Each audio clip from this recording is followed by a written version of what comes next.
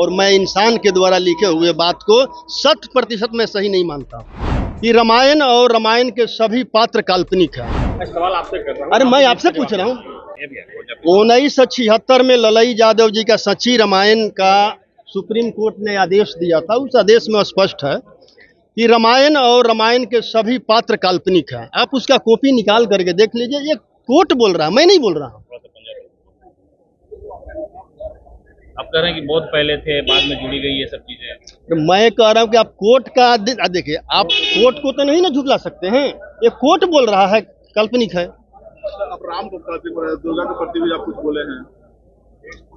ये बताइए ना हमको, मैंने सारा सवाल कर दिया है, समझ गए आप। जो है जो भी अच्छा, ये बताइए वेद में लिखा हुआ है कि ग्रंथ को भगवान ने लिखा है। मैं कहता हूं कोई भी ग्रंथ भगवान का लिखा हुआ नहीं है। सभी ग्रंथ 16वीं और 17वीं सदी में इंसान के द्वारा लिखा हुआ है और मैं इंसान के द्वारा लिखे हुए बात को 100% मैं सही नहीं मानता हूं। तो ग्रंथ गलत है। जो ग्रंथ बोल रहे हैं वो गलत है, आपका कहना है। 100% सही भी नहीं है। कुछ सही है तो कुछ गलत भी है। आपने कहा कि 16वीं 17वीं शताब्दी में लिखी गई है, तथ्यात्मक रिपोर्ट आपके पास क्या, किस तथ्य के आधार पर आप ये कह रहे हैं? पेपर का निर्माण कब हुआ? मैं सवाल आपसे कर रहा हूँ। अरे मैं आपसे पूछ रहा हूँ, बताइए ना, भारतवर्ष में पेपर का निर्माण कब हुआ? सारी चीजें भोजपत्र पे भी लिखी हुई है, बहुत सारी चीजें। भोजपत्र का निर्माण कब हुआ? अरे भाई, भोजपत्र से पहले आपको शिलालेख पर लिखा जाता था, पत्थर पर लिखा जाता था। उसके बाद भोजपत्र आया। तो पत्थर पर कब तक लिखा गया देख लीजिए। आपका ये कहना है कि जितने मौर्य वंश के समय में शिलालेख लिखा जाता था, भोजपत्र उसके बाद आया। तो जो भी लोग लिखने वाले उसके बाद ही, क्योंकि आपका बयान ऐसे समय में आया जब कुछ महीने बाद चुनाव है, तो ऐसा आरोप लग रहा है कि आप ध्रुवीकरण कर रहे हैं या उस हिंदू मुस्लिम। मैं सत्य हिंदू मुस्लिम का, इसमें हिंदू मुस्लिम कहाँ से आया?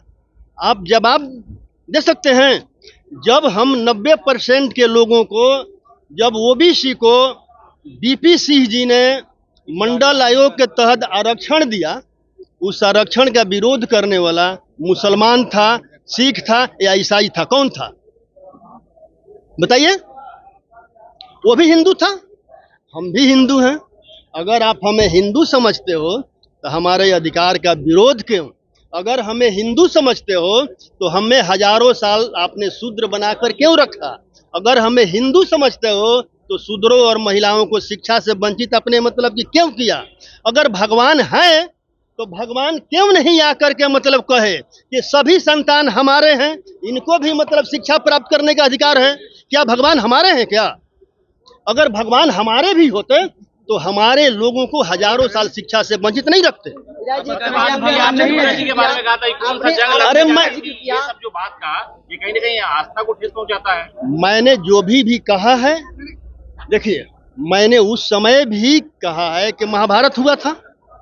महाभारत का लड़ाई कुरुक्षेत्र में हुआ था, लेकिन महिषासुर और दुर्गा जी का जो युद्ध जो दिखाया गया है वो कौन सा मतलब कि मैदान में हुआ है?